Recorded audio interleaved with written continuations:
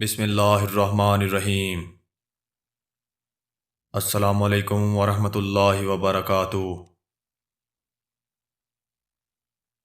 حضرت عبداللہ بن عمرو بن العاص رضی اللہ تعالی عنہ سے روایت ہے کہ رسول اللہ صلی اللہ علیہ وآلہ وسلم نے فرمایا، بے شک قیامت کے دن اللہ تعالیٰ تمام مخلوقات کے سامنے میری امت کے ایک آدمی کو نکال لائیں گے اور 99 رجسٹر اس کے سامنے کھول دیں گے۔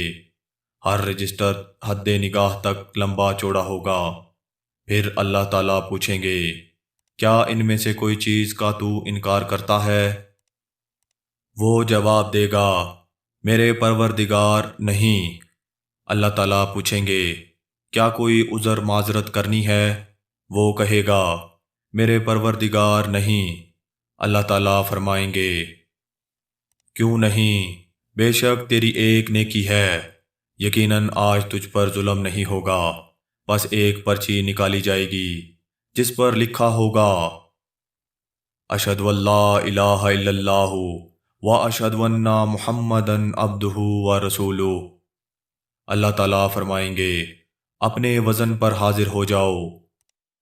میرے پروردگار، یہ اس پرچی کا ان رجسٹروں کے بالمقابل کیا وزن ہوگا؟ اللہ تعالیٰ فرمائیں گے، بے شک تجھ پر کوئی ظلم نہیں ہوگا۔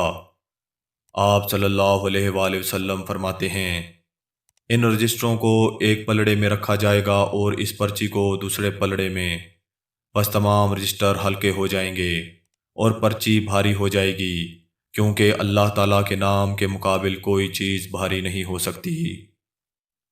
شیخ البانی نے اسے صحیح کہا ہے۔ اس حدیث سے یہ ہرگز نہ سمجھ لیا جائے کہ ہم نے اگر کلمہ پڑھ لیا ہے تو ہمیں کسی اور عمل کی ضرورت نہیں، بلکہ کلمہ اگر اخلاص کے ساتھ پڑھا ہو تو اس کا مطلب ہی یہ ہے کہ انسان اب اپنی تمام زندگی اللہ تعالیٰ کے فرامین اور نبی کریم صلی اللہ علیہ وآلہ وسلم کی سنت کے مطابق بسر کرے گا۔ اللہ پاک ہم سب پر اپنا رحم و کرم نصیب فرمائے، آمین۔